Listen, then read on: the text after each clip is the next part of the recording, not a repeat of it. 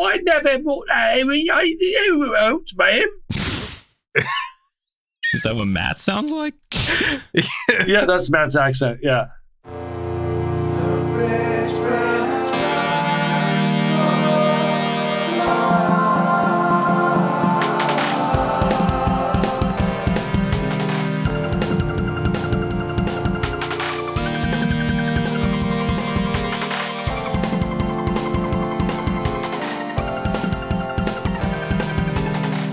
Hello and welcome to the Bridgeburners Book Club, where together we read, discuss, criticize, and get excited about all things science fiction and fantasy.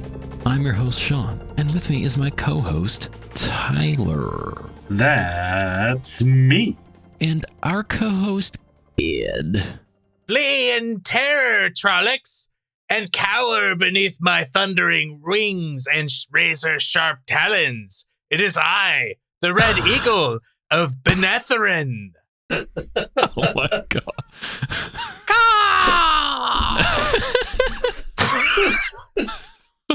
Okay.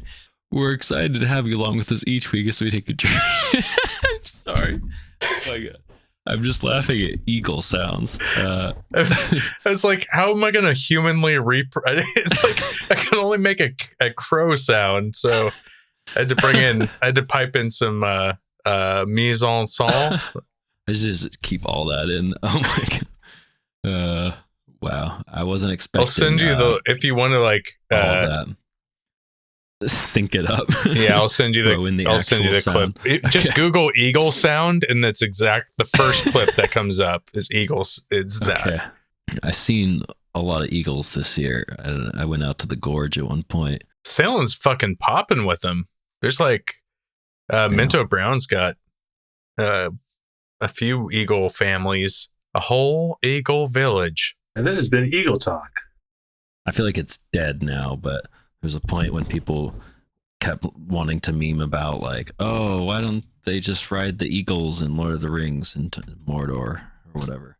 I feel like there was a meme about that and people would bring it up. Well, yeah, kind of valid, I guess, but has anyone ever like tried to counter I'm sure people have, but like stoned, dudes hanging out, but don't the Nazgul have some sort of flying thing? And I'm not trying to derail us, but I mean, let's unpack this a little bit. They've got the shadow creature things, the fly. Yeah, it's worth the risk. I mean, considering the fate of Middle Earth hangs in the balance, but there's a risk to it. It's not a slam dunk.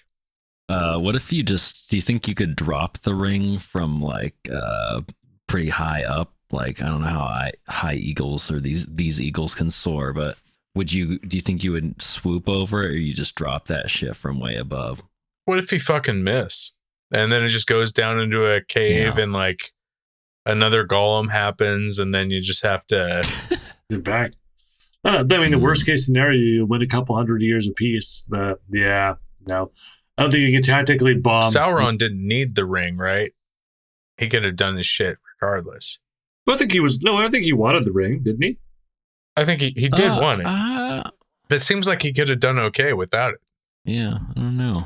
That's true. Oh, I guess to subjugate Middle Earth. I don't know. He's the Lord of the Rings, but he doesn't really need them. That's the name of the book. According to this Reddit post, it is correct that he doesn't strictly need the ring for victory, but he is dominated by an overwhelming desire for power and for the vastly increased power the ring would give him. Also, he is gnawed by doubt due to anyone else having possession of the ring.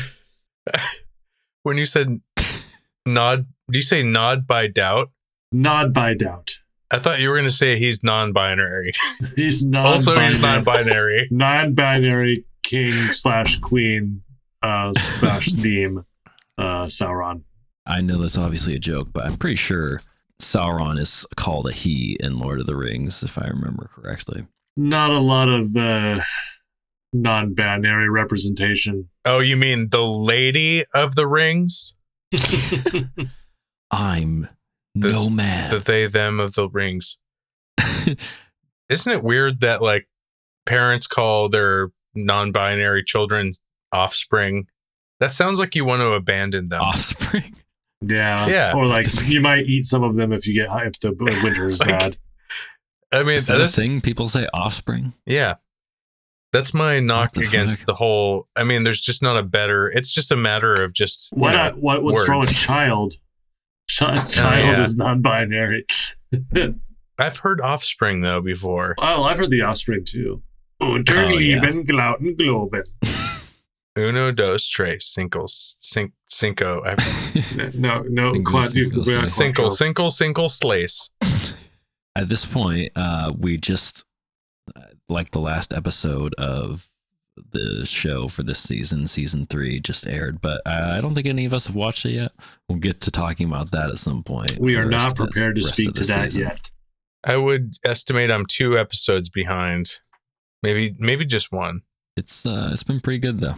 There's some I don't know if you want to call it all prestige TV, but I mean, we had White Lotus and Severance End, and then The Last of Us and Wheel of Time, and there's some other good shows going on right now. Last of Us, man, holy shit! I have not watched Last of Us. Yeah, did you play it? I played the first game when it very first came out, and then I didn't really continued after that, and then they like re-released it 20 times or something. The show's solid. It's definitely fun, but there's a real doozy in the second episode of season 2. Yeah, I know what happens in the rest of the game, even though I haven't played it. We've never talked about this before, so I'm not going to spoil it. It's like a farming simulator. What is it? Yeah, basically, yeah. It's like Stardew Valley, the game. Or I mean, the movie. Sweet. I've been getting really into those. So it's called The Last of Let Us. It's about a lettuce plague. You brought it home. Thanks, Ben. You should have seen the wheels turn as I just like totally dialed in, went into pun mode. All these puns are just like going around your head. Sorry, guys. I'll check back in 30 minutes when I've developed the perfect pun for this scenario that will probably be cut out of the podcast. And then the conversation moves on, and you're still sitting there thinking of a pun. The Last of Lettuce. I got one. Tyler, since you have kids, did you have to watch this Minecraft movie? I did see the Minecraft movie. It was all right. It was dumb. Yeah. I'm sure it's I'm sure it's dumb, but like, man, what a slam dunk IP to adapt. Oh yeah. Like every kid I've ever met is obsessed with Minecraft. Yeah. Yeah. And it's wide open. It was kind of a dumb movie. The plot was stupid, but fine. I've just seen all the fucking chicken jockey stuff where people are like people did do that. Yeah. No, it was pretty low key in our theater. It was a matinee. So yeah. I went and saw that movie Sinners, if you guys saw anything about that. Yeah, that also looks cool. No, I want to see that. I know the guy that made Black Panther made it. Michael B. Jordan plays fucking 2 Michael B. Jordans. Twin Michael B. Michael's Jordans. B. Jordans. Yeah, Michael's B. Jordaning all through that movie. And it's like a Southern Gothic, Mississippi Delta fucking vampire thing. And I thought it was like super cool for like the first third, and then it just tried to go in like 30 directions at once without committing to any of them too hard. And like, don't say too much because I do want to see it. I love like Southern Gothic horror shit. True Detective, baby. Interview with a Vampire and like True Detective, you know, that kind of stuff. So I was very interested in it, but some really cool camera work. I'll say that for sure. And some good music scenes. It has like a lot of blues. I mean, it's all about like a blues player. It's kind of the center of the storylines. A bluesist? Mickey 17. I still haven't watched yet.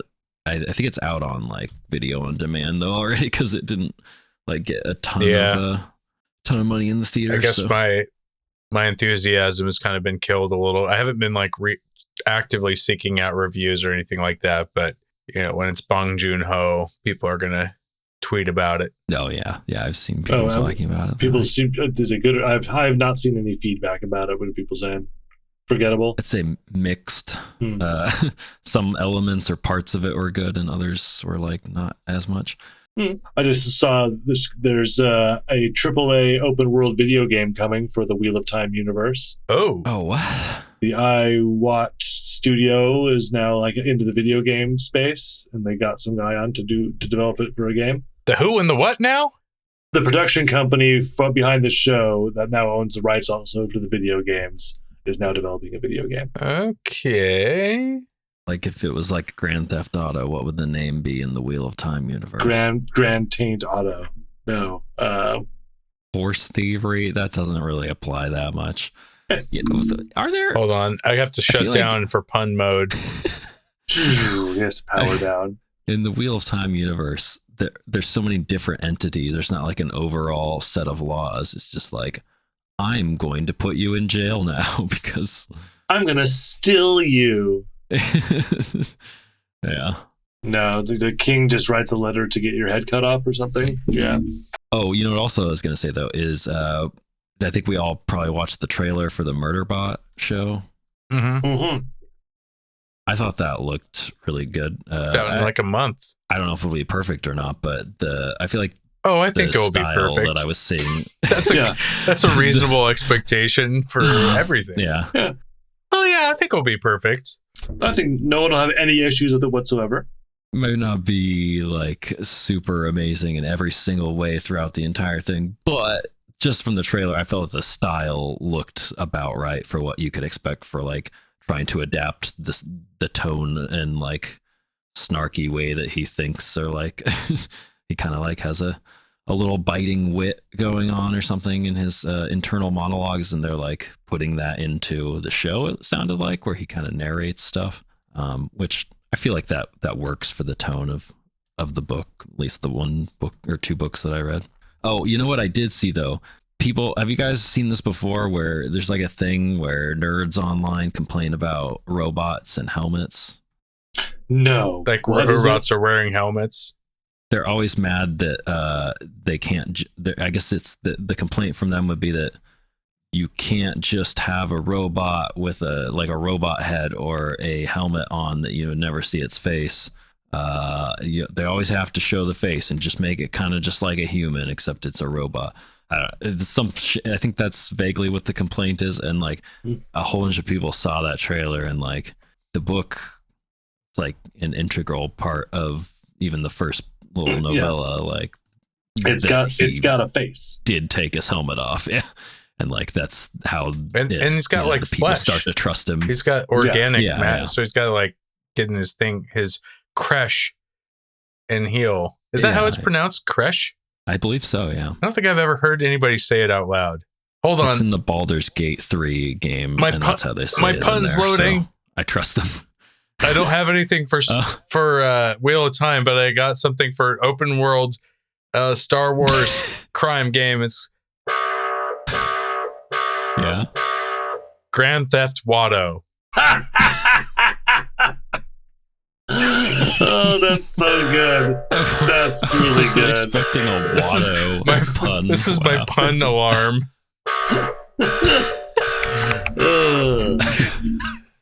Hey, Annie, I need you to do a job for me. Go over there, steal Sebulba's pod racer. Bring it back to me. Wow, that would be fun as shit. I would play that game. I would play that game real hard. You know those Jawas we saw? We could rip them off. Oh man, I kind of want to play that game. Creating a Pavlovian response. It's working. You guys remember that part in Star Wars when Anakin goes, it's working? Yeah, yes, I do. Yeah. Okay, just checking. I don't. I haven't watched Phantom Menace in a billion years. A long time ago? Oh, no. Oh, no. Sorry. And a preteen boner for Natalie Portman away. Indeed. Well, to shift things over to, on that note, to Wheel of Time. I mean, I have a fully grown adult boner for Natalie Portman, but we're talking different eras here. 2025. Yeah. Okay. All right. Let's talk about how we are actually a third of the way through this book. How we feeling so far about this book? I'm probably if I had to like rate the writing and how skilled it was overall, I would say this is the best one, and it's like keeping me going with the pacing pretty well, even though we're like kind of disjointed in the rate that we read it, but like it feels like it's flowing pretty well, and I'm enjoying the developments. We're done with all the kid shit for the most part. Yeah, we're reaping the fruits of the labor of like stuff like going through the accepted rings and like just the more grinded out kind of like gotta learn the hard way stuff. We kind of skip over that a little more. Although it like we talked about, I think last episode or the episode before, like we're really gonna get more in depth in how magic works and all that stuff, and like that'll be a little grindy, but oh, it's interesting.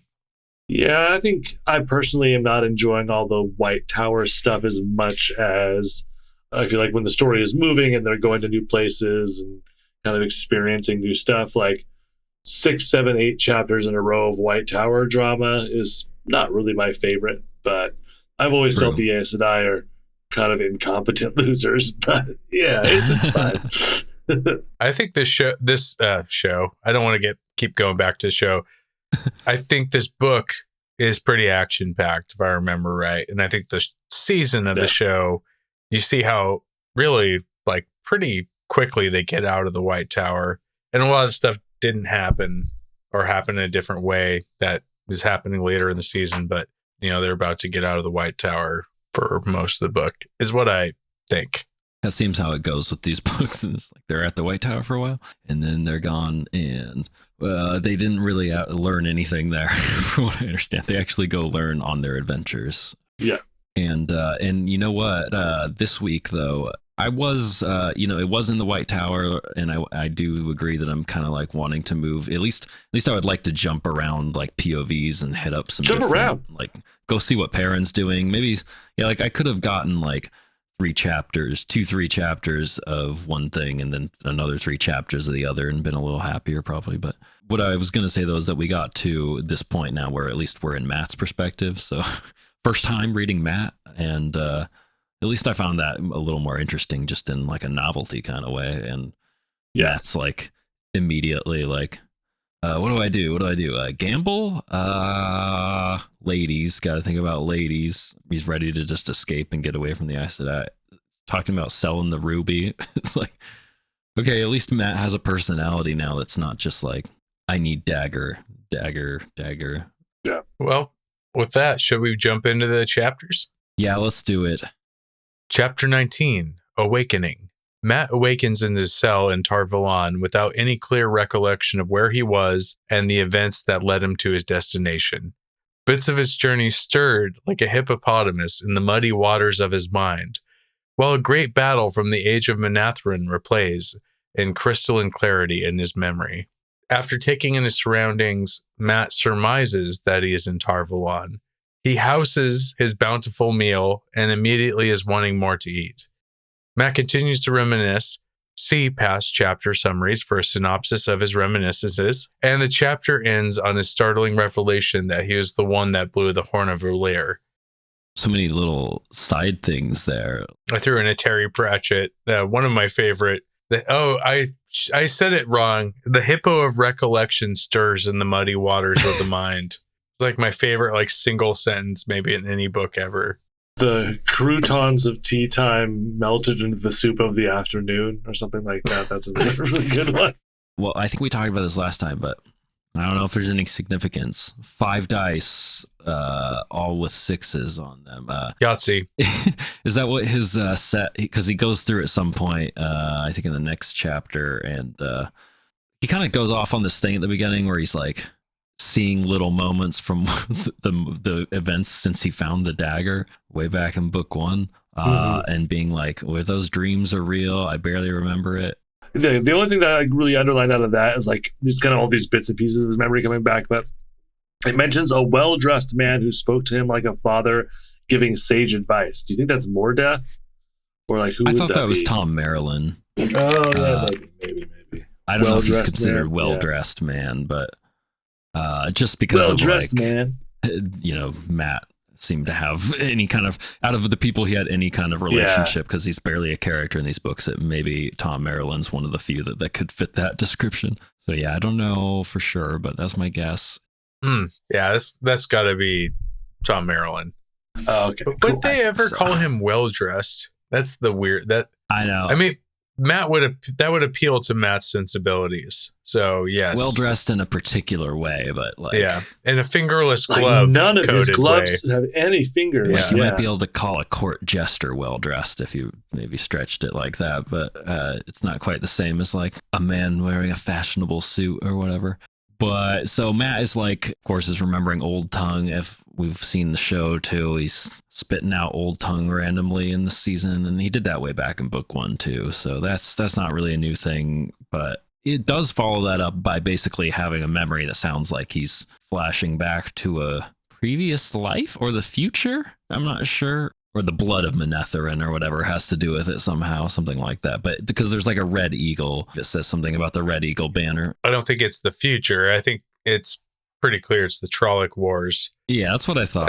Is that it's like a, but I don't know if it's his past life or just a memory like that runs in his blood because he's like from. Yeah. The old blood runs strong. Yeah.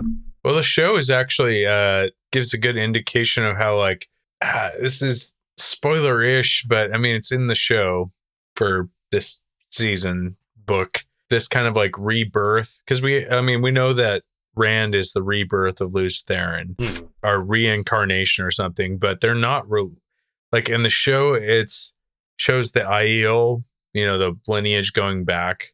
I guess it's not definitive, but I don't think it suggests that Rand is actually like descended from Lews Therin. It's just these instances or personalities or whatever, reoccur in the wheel. And so it's not like genetic.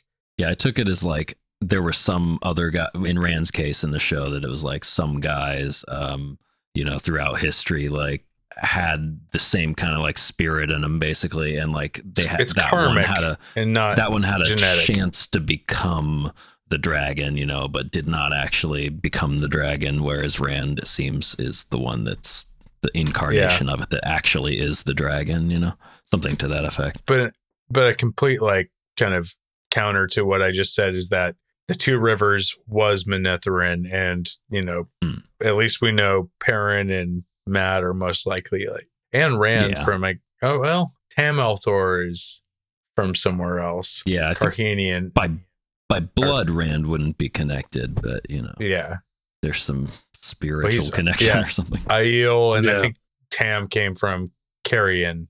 There's a thing though where it says they must win or die. He was known as a gambler. It was time to toss the dice. So that makes me think maybe it's like a past life similar to Rand's thing, like you're saying for Matt, because of the whole gambling thing. Because you know how Robert Jordan works. He has one detail about someone and then uses it to tip you off that it's them in every context. So the thing that makes me think it's different than Rand is like Rand is something that is reborn like once every cycle. And this is clearly something that's happened.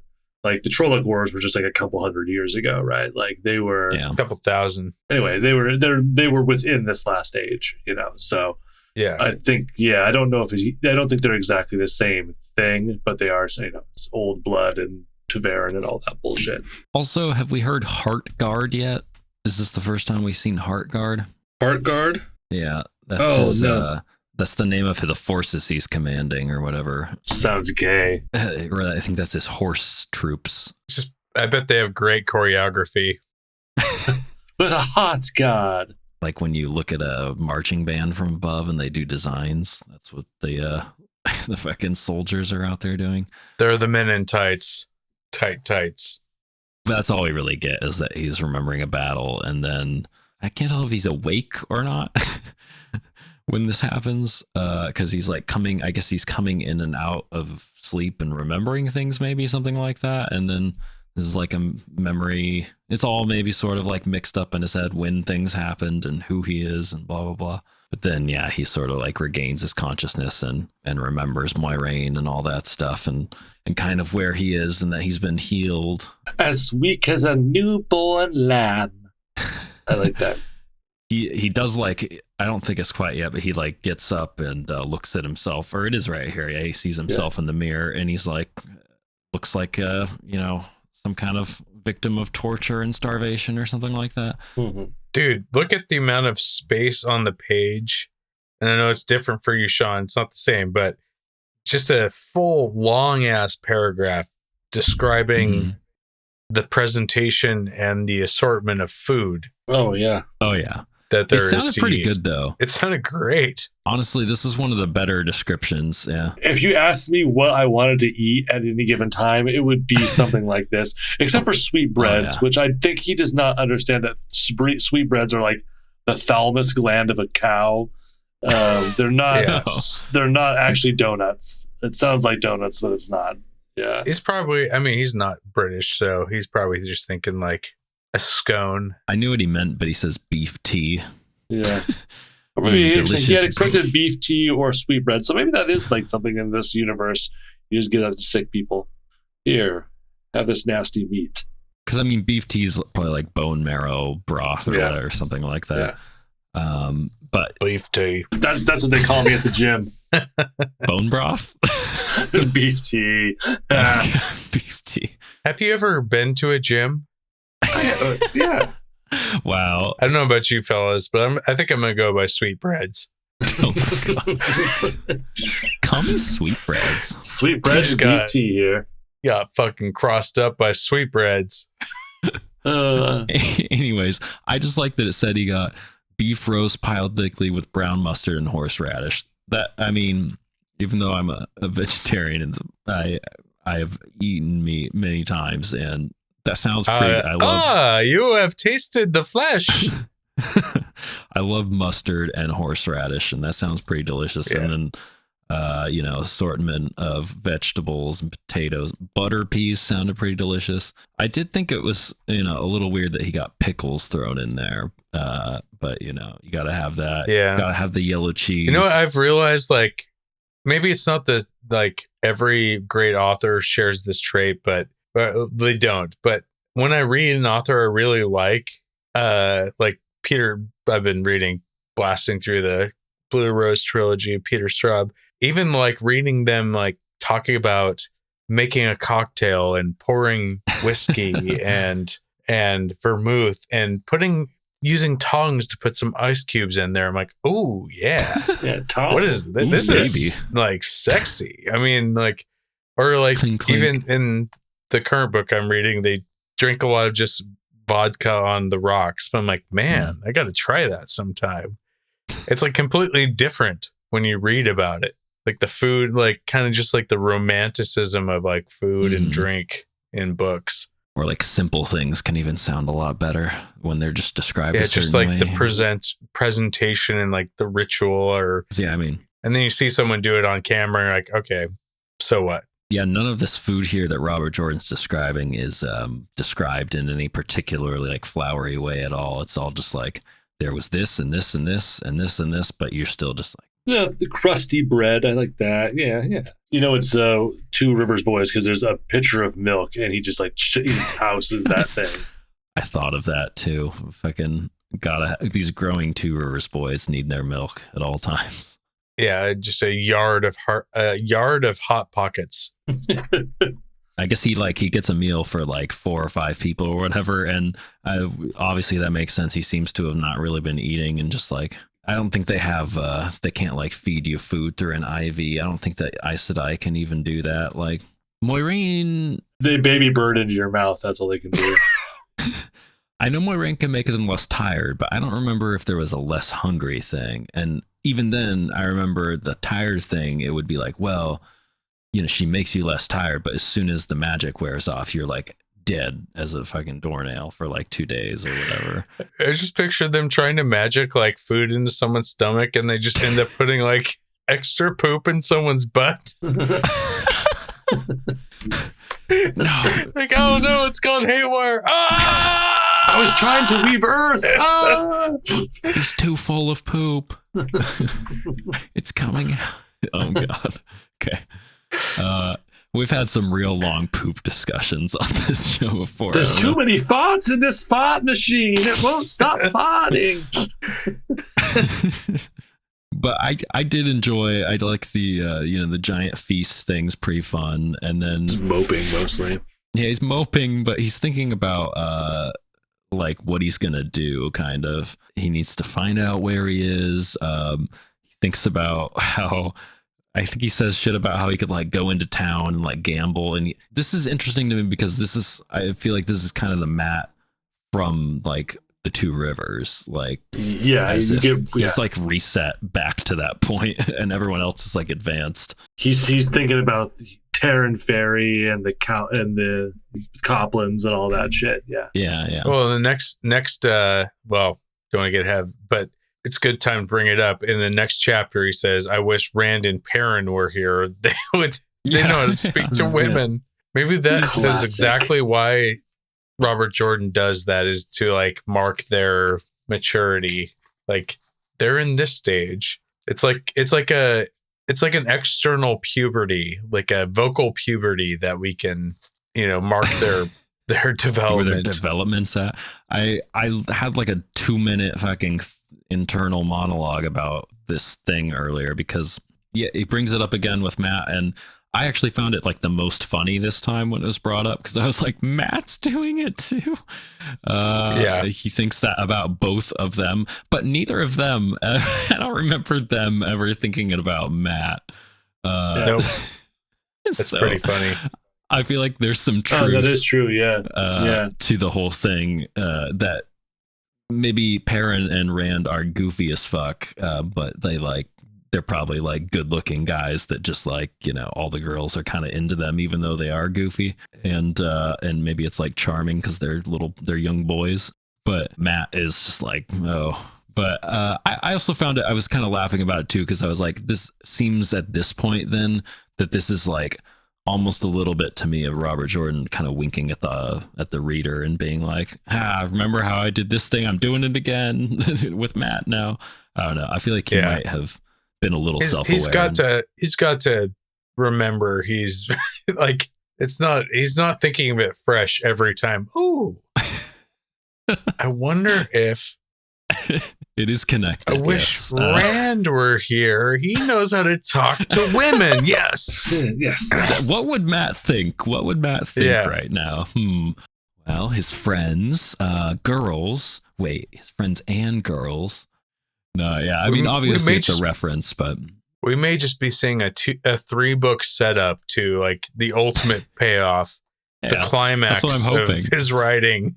I don't know what this song is. Do you guys recognize the song that it inserts here into the middle? It's like he remembers a tune when he's thinking about the horn. I'm down at the bottom of the well. It's night and the rain is coming down. Sides are falling in and there's no rope to climb. I'm down at the bottom of the well. Down in a well and I don't. So it's those tune of the hole. There's a hole in the bottom of the sea. Maybe. I don't know. I figure it must be something that he's like vaguely remembering. Well, I guess either from just knowing it as a kid or like Tom Merrill. Or from is this? You think this is from this life or a past life? He's not singing Balata Rumanushna. So I think it's from this life. Oh man, that's my favorite song. Well, like I attempted to say in the summary, he basically just told us all the stuff we already know happened. Yeah. But from his POV, it is cool to talking about his dad, Abel Cawthon, Terran Ferry. It is kind of the return to that POV, but then most of the stuff happens in the next chapter, which is also Matt, basically doing the same thing, but then he gets visitors. There's a lot of person in a room gets a series of visitors in this book, especially. But these books in general, I don't know. It's a little Game of Thronesy, I think. Yeah, except they're not popping out of the shitter with a crossbow. But hey, not saying it's not going to happen. Don't get me excited. Should we go ahead and just move on to the next chapter because there's probably a lot more to talk about? We got a word from our sponsor. Oh, we have a sponsor. Is your horse a poor horse? Does your poor horse lack force? Do other horses work more than your poor horse? My lord, I've got a horse you can't ignore. I'm Abel Cawthon, and I offer the best selection of lightly used horses. More horses than any other horse hustler in the Greater Three Rivers area. Can they match deals like this over the border at Terran Ferry? Nay. Of course, you might just have a short order for more horses. And that's why our 4-horse workforce is on the porch, ready to apply torque and plow gorse. Remember, Cawthon's Horses has horses you can't ignore. Chapter 20. Visitations. Celine pays a visit to the newly awakened Matt, warning him against trusting the Aes Sedai and informing him of his father's visit to the tower. Matt suspects her of being a dark friend, but she departs before he is able to learn more. Gathering his belongings and making plans to earn money gambling, he is interrupted by the arrival of the Amerlin seat. Vaguely threatening and warning Matt against leaving the tower, she leaves him to contemplate what few choices he has left. I think he actually eats some. I think they bring in some more food for him in this chapter. Yeah, or they talk about it. I don't.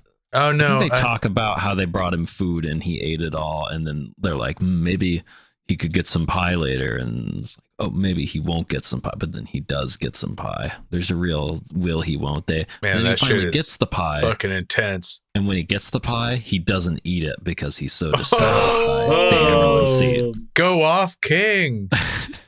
It's a real will they won't they, and it turns out that he will get everything he wants, but he won't want it anymore. That's actually kind of sad. It's a real will they them, won't they them. Wait.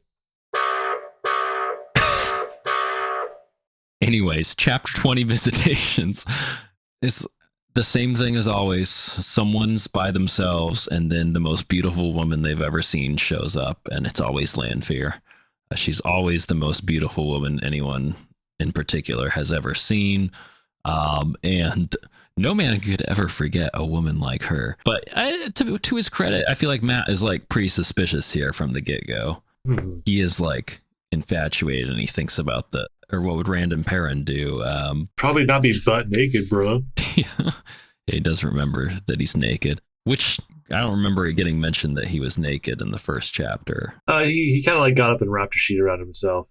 He didn't give us the full paragraph-long cock description that we were all. I wasn't hungry imagining for. him at all as being naked in the first chapter, and then I was like, he's been naked this whole time. I think in the first chapter there was the when you're just in your room by yourself. Like, I guess you don't have to really say, "I'm naked, don't come in." I don't know if I almost ever in my life have eaten an entire.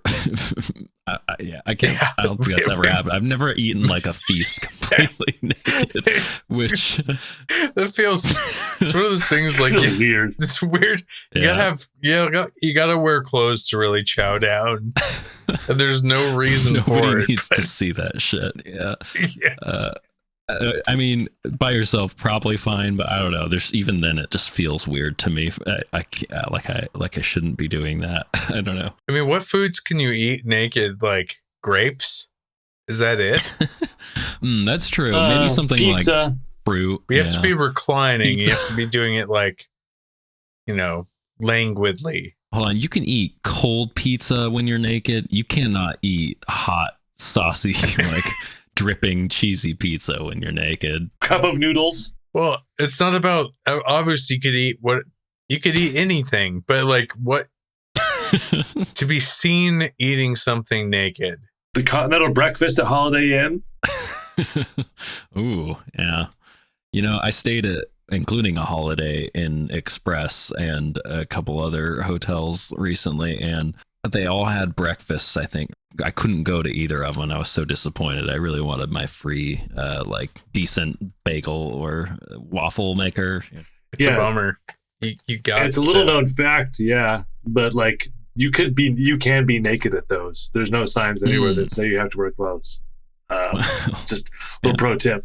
Okay, well, don't say we never taught you anything on this show. But besides his nudity and being interrupted by a woman, Matt, she goes on for a while. She's trying to her same shit. A woman walks in. He's nude. It's the most beautiful woman in the world, of course, Celine. Mm-hmm. He's holding a sheet up over himself. He is. And she says, "Oh, you don't need to be modest." And he drops the sheet, but then it hangs on his boner. Has that happened before? In real life, or Have we seen that in a movie? Oh, I feel like I do that every week. That's like yeah, a classic, like American Pie moment. Listeners, if you have experienced anything like this, please send us in. You may be entitled to We compensation. need an 800 number. Yeah. Yeah. We're just going to put billboards every like 2 miles We'll all up and down get a picture of like a naked guy with a sheet hanging over Have his you cock. experienced Has this boner happened to sheet? you? If you've experienced boner sheet, between the years of 1998 and 2004. Is your cock too big? Do you guys remember this part, though? There's an italicized part. She makes Elaine look like a cringer. That's when he remembers Elaine. What's a cringer? it's such a 90s, it feels like such a 90s term. Yeah. He vaguely doesn't even, he kind of remembers who Elaine is, but so that means he's into Elaine, kind of, or he thinks she's really beautiful, I guess. Yeah. Enough to remember her. She's the normcore hottie. Yeah. I felt cringer, I mean, it's not quite the same context as the cringe 2025 meaning, but I don't know, it's not that far either, maybe. Like, a girl that would make you cringe because she's so ugly, I guess. She makes Elaine look like a cringer. I mean, Celine / Lanfear in the show is really hot, but so is Elaine in the show. And like, I don't think that's what we can picture is even possible for that degree of separation. Yeah. She shows up, he thinks she's hot, and then she's like trying to tell him basically that the Aes Sedai can't be trusted. They're going to try and use you. He only wants to go back to his Daz farm. She tells him that his dad visited. She brings up that Rand is trying to escape, and they might not also tell him about that, and that the Black Aja is in the tower. So basically, she's like catching Matt up on a bunch of random shit. Yeah. Just like the last chapter kind of did too. Yeah.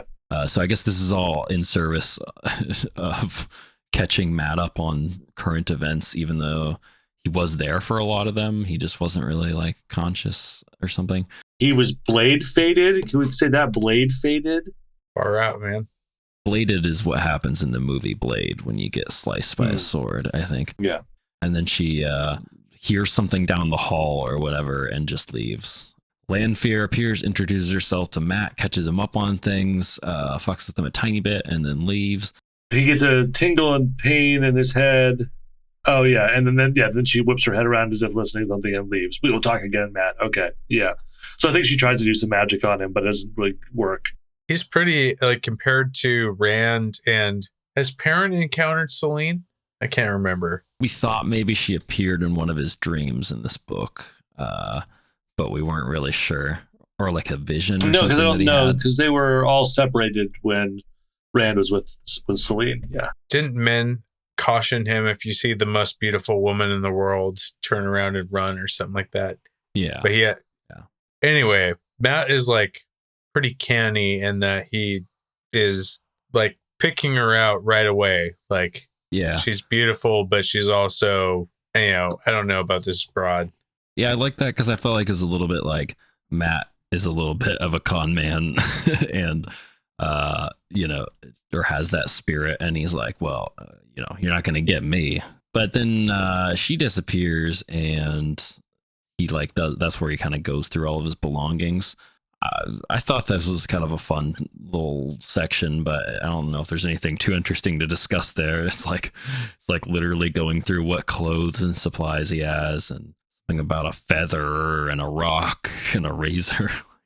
Okay. I got a rock. Yeah, all the stuff in his pockets. Don't forget about his dice cups. His dice, yeah. Maybe we'll see Matt running some gambling in this book. I don't think he's really done that in the book so far. He hasn't really had the opportunity to.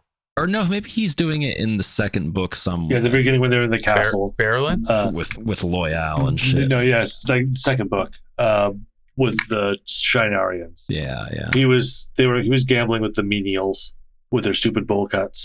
The menials, that's right. Then the Amberlin seat arrives. The interesting stuff is really once the Amaryllis seed arrives. I think it seems like she's trying to establish dominance over him, and he's like trying to find ways to weasel out of it a little bit or like wiggle around it, and she's on to him.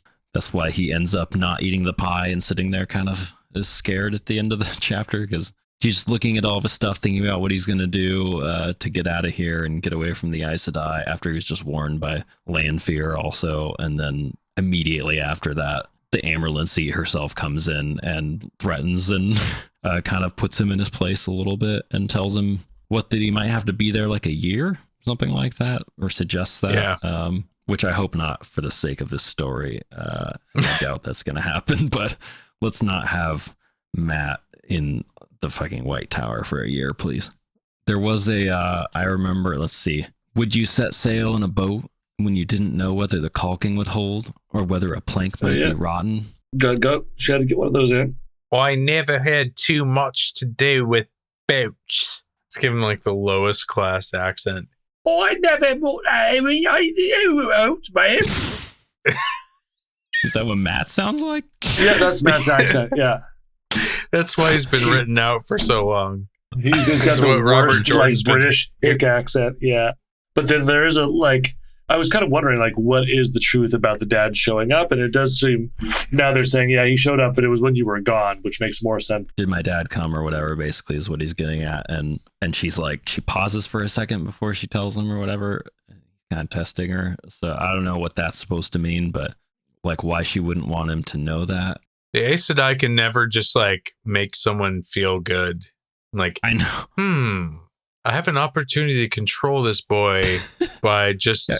I'm going to say 5 different irrelevant things, and then I'll answer his question. And that's how I come. Yeah, like I'm not sure Lanfear's warning is wrong or Matt's suspicions are wrong. Like the Aes Sedai probably are trying to use him, like, and it might not be great for him. I don't know. I don't really trust them to do the right thing. So she tells him that stuff about how, if he's the guy that blows the horn can summon the people, but if someone else blows it, it will blow like a regular horn until you die. At which point, then someone else can take over old people, ghost summoning powers or whatever. That's interesting, but it sort of takes a little bit of credit to Matt about anything out of it for me. It's like, okay, anybody could have just blown this thing and got the powers, and it just happened to be Matt. There's like maybe like destiny and the wheel and that he's Ta'veren or whatever would influence that he is the one that ends up blowing it, but there's nothing special about Matt besides destiny that would make him worthy or important to blow that, I guess.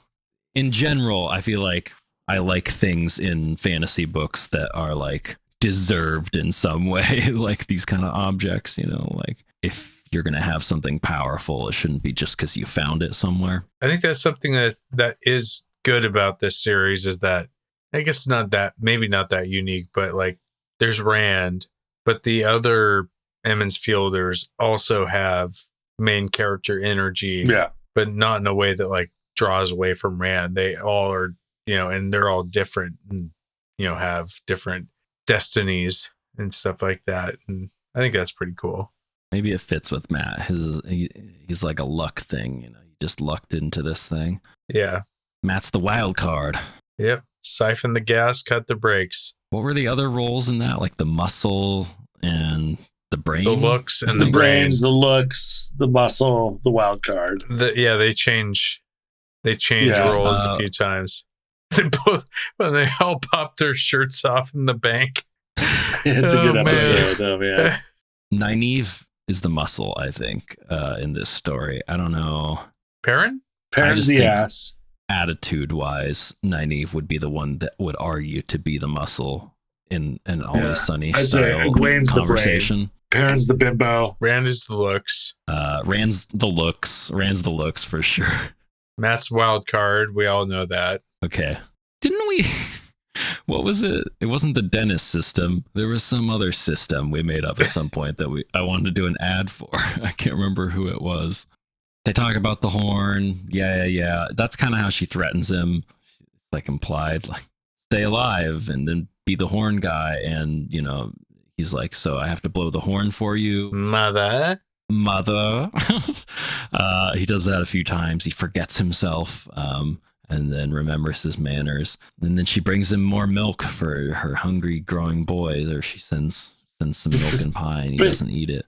Oh, tragedy. Mommy. Of course, the Amerlin also held him like a sheep in a pen. So, we're getting some good old Emmons Field references here. A trout in a fish cage. Yeah. She's throwing those out. He's throwing out the Emmons Field references. Matt's like with all this Benetherin shit, he's going to be the ultimate Emmons Fielder, I feel like, in this story, or the representative of it. So Perhaps. All right. Should we move on to chapter 21? Let's do it. Chapter 21, A World of Dreams.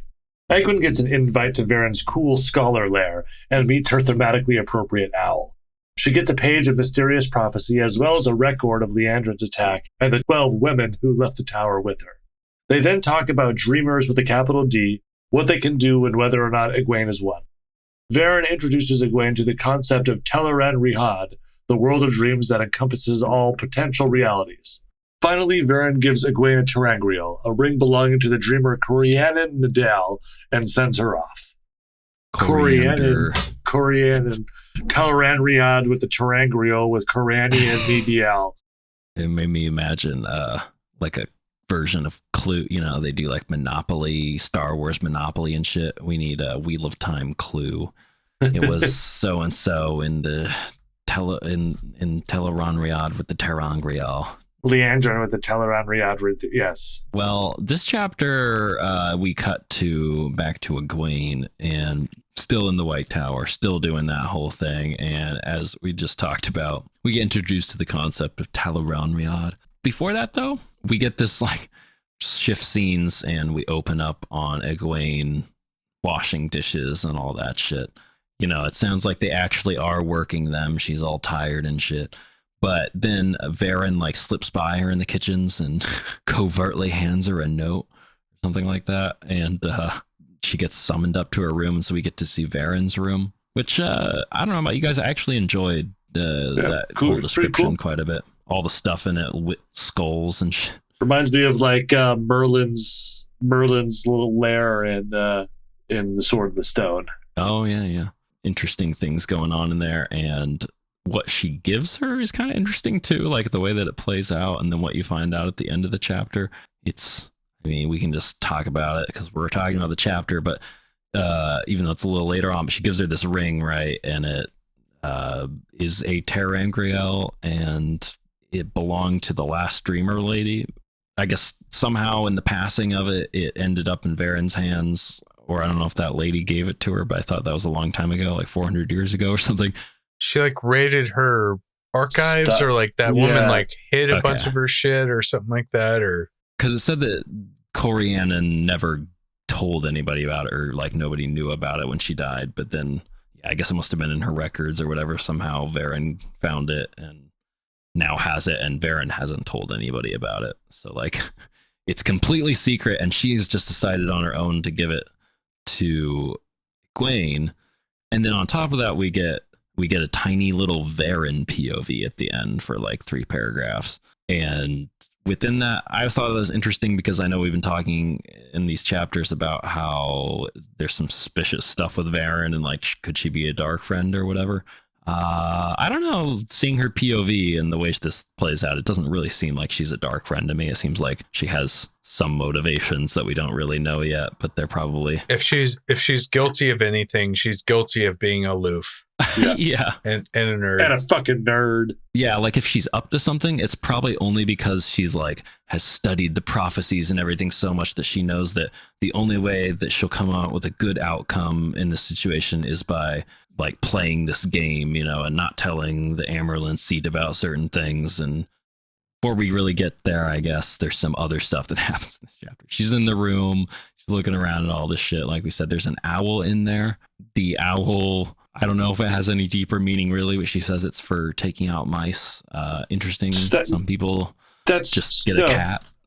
Yeah, like an indoor mouse. No, like, that's just not. An owl is the worst possible animal for indoor pest control. They need space to do their thing. Yeah. Every mouse hunt is a complete to-do and a crashing of wings and hoots and hollers, and whereas a cat just like, yeah, you did. I felt like it was maybe also supposed to be, though, that like she's, maybe there's some kind of a further relationship that she has with this thing. If there's like a magical connection to it, she can make it do things, or I don't know. You think it's like her familiar, or is it just like just a buddy? Yeah, I don't know. Like, I don't think there are familiars in this. Boo. Other than wolves. Well, yeah, wolves. Yeah, familiar, or just like she's able to like get it to do simple tasks for carry letters, Harry Potter style or something. I think it's mostly just kind of like I would assume this was a trope at the time he wrote this, and maybe just kind of like I think you said already, like playing into the trope. A thematically appropriate owl. Yes, yeah. Because also she's been gone for a long time. Who was feeding this owl though? I guess was just living off the mice. True. Yeah. She was gone for months and months. Maybe it's just a novice that just spilled one too many chamber pots, and this is her lot in life. The wheel willed it. Egwene is thinking about if Varen is Black Aja, as I was just kind of talking about there. But she's like, well, she traveled all the way with me and blah, blah, blah. She can't really be. And then I think she says at some point, Egwene tells Varen that she trusts her in this chapter. And Varen's like, interesting. But like, do we actually think that Egwene trusts her, or she's just saying that? I don't know. Probably. I mean, she has so few people to trust in this tower, and so you gotta latch, like for your own sanity, latch onto someone. Yeah, especially when she's giving you a fucking ter'angreal. Yeah. What they get to eventually is talking about Tel'aran'rhiod, which it's a physical place. It's between the worlds, or it's all these worlds at once, but it's like I guess it's like a connector space. It's like the binding it's like area the space between all of these different. Yeah, it's kind of weird. There's a little Malazan of an idea for me. I don't think Robert Jordan really thought the like multiverse concept through all that much. Yeah, I know. It's a little confusing with the way it works sometimes. I think the stones thing also, like, I guess they do talk about it in the show too, but like the stones with the multiple worlds, like you don't see a lot of bleed over between the worlds other than that. Different Forsaken. Anyway, I don't get into all that shit because we could talk about that forever, but I think it's a concept that gets abandoned. I think it's kind of good to establish that there is this dream world, and like reality is different there, but it affects. Yeah. It's like the Spren world in Sanderson. Stormlight. Yeah, I mean, he lays out some things here. It is kind of like that, but because he lays out that there's the dreaming, and you're basically like projected into your dreaming, but you're not really there. And then there is Tel'aran'rhiod, and sometimes when you're in your dreaming, you can see into Tel'aran'rhiod, but you're not there. But when you are a dreamer, you can go to Tel'aran'rhiod physically. You will actually be there. So it's like super dangerous because whatever the fuck lives there. And that's when like Varen shows her what she has, like a scar somewhere on her arm, yeah. And on her arm, and I don't think she says what it really was from, but she got it in Tel'aran'rhiod when she tried out the Ingriel one time, because like she says that it's one of the ones that can not only enhance a dreamer skill, for example, it can actually take a normal person and give them some power too. Someone that doesn't even have any channeling ability.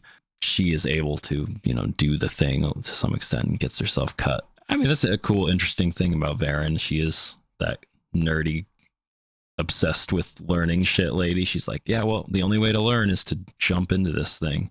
Also, knowing that, it's pretty dangerous, it seems like, and like maybe reckless, but she probably believes in it for whatever reason. But to just give it to Egwene, and not really explain, like help her figure anything out, or she's just like, okay, this makes dreams real, and if you die in your dream, you die in real life. Later, have fun.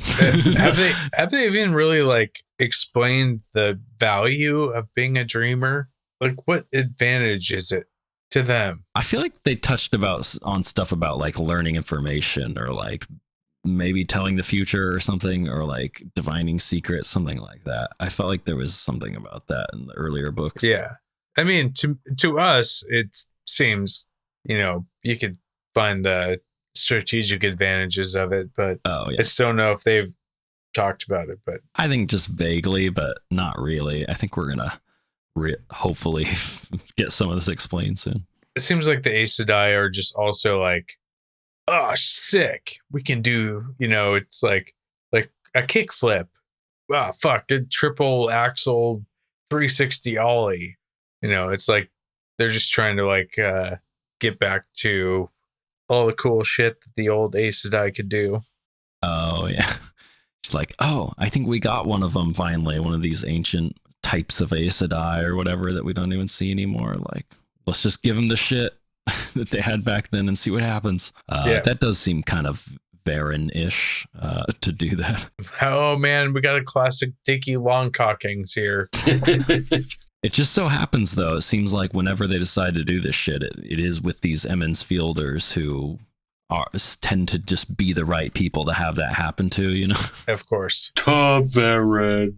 Yeah. There's not like a Varen accidentally gave a ter'angreal to some fucking crazy person who is wreaking havoc on the countryside with it or whatever. Like, yeah, these things keep happening to the people that need to get them. Very convenient.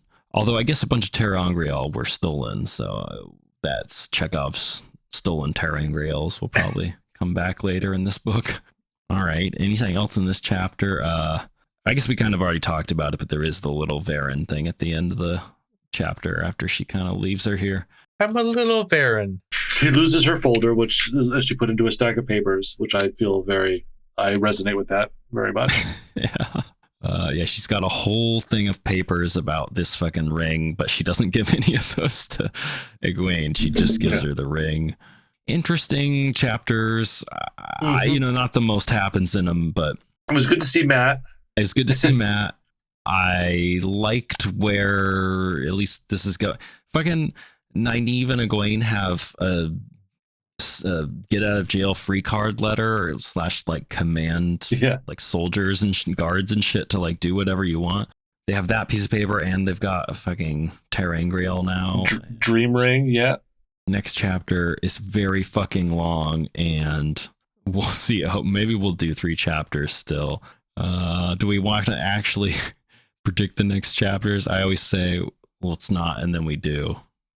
Pretty much you guys time. I think you guys read ahead, or I read, or yeah. Tyler read I'll do ahead. it anyway. Though I'll erase that from my brain. The price of the ring is the entire cast. So Matt, Perrin, Rand, Egwene, Nynaeve, Elaine, Moraine, Lan, everyone are all on the front get called up to the contestants row of The Price is Right, and they're gotta guess the price. You stole my bit. Yeah. We always have game shows. They have to guess the price of this ring. Moraine does the thing where she undercuts Rand's bid by $1, and she gets up on the main stage, and that's fucking Moraine. That's the price of the ring. I got one for sealed. So Perrin's back in the Two Rivers, and he's sitting in the Wine Spring Inn. And so he's sitting down to a good classic Two Rivers meal of lamb and beans and potatoes and beef tea. And beef tea. And so he drops his fork on the ground and he leans over to pick it up and then he feels rumbling in his stomach. He's like, uh-oh. And he starts to rip the most magnificent fart. But then he feels a slender finger insert into his anus, and he looks back and he sees his future wife, and she says, sealed. I thought you were gonna say that it was a chapter where it's like, we just had a game show. This is like another show where the singer Seal goes around and it's like a prank show. That's a good one. And but except every single prank ends up with him appearing or revealing himself to be Seal, and the way he reveals himself is he starts singing Kiss from a Rose, and then he takes off the disguise and they realize they're on a TV show. I thought, and then he's like, you got sealed. I thought that's what it was going to be, but I thought about that exact premise, but unfortunately I was more fixated on someone farting, but then getting their fart interrupted by getting a finger up their ass. But I mean, it was 50-50. yeah, that's a tough choice there when you have both of those things going around in your head. Scouting and Discoveries is the next chapter, and Scouting and Discoveries is a story of how Matt, he's just awoken and he's kind of he's still feeling kind of like a boy from Two Rivers. He hasn't really figured out how much time has passed, and he's a little more of an adult now. But he goes and joins a local Boy Scout troop because he's like, thinking, these are my bros, the young boys. Let's go do some outdoor activities like back in the Two Rivers. And through that, he meets, the other actual adult counselor guy, or like the leader, and they kind of hit it off, and they together, Matt learns that he actually is grown up and he needs to move on from being a child. And also he discovers some latent homosexual inclinations, and falls in love with the scout troop leader guy, and they Nice. They have a really beautiful relationship. Very Robert Jordan-esque. Lots of homoerotic sex scenes in these books, so you know how it goes. Can't wait. That brings us to the end of another episode of the Bridgeburners Book Club. We would love it if you follow us on Instagram at Bridgeburners Book Club, on Twitter at BridgeburnersBC, and find us on YouTube at Bridgeburners Book Club, where we post full episodes, clips, and polls. If you would like to write in, shoot us an email at bridgeburnersbc@gmail.com with any comments, questions, or contentions, and maybe we'll read them on air. You can also join our Discord with the link in the episode description for discussions, questions, or to post your best memes. It really helps the show to grow if you give us a rating on Apple and Google Podcasts, so please consider helping. I'm the Sean Chan, and for my co-hosts, Ben Bowie and Tyler the Creator, thank you for listening, and we'll be back next week.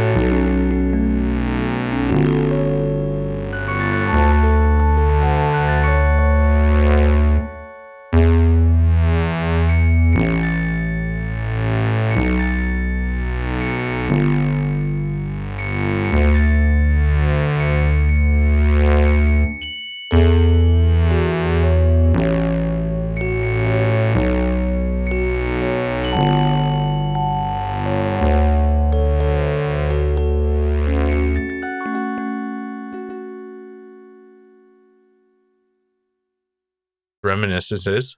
See past chapter summaries for a synopsis of his reminiscences. I had to write the hardest word in the world to say. See past chapter summaries for a synopsis of his reminiscences. You can just take that out.